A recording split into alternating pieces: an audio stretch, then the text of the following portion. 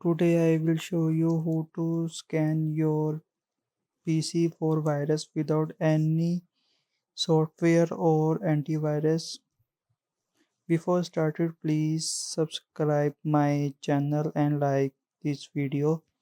Now we will go to the left menu and type run and type MRT. Now it's processing. Now you can see Microsoft Windows Virus Software Removal Tools.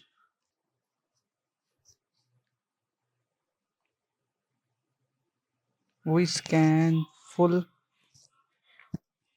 of PC. Now it's starting. It's taking 1 or 2 hours, depend on system storage and files. So for more videos, please subscribe my channel and like this video.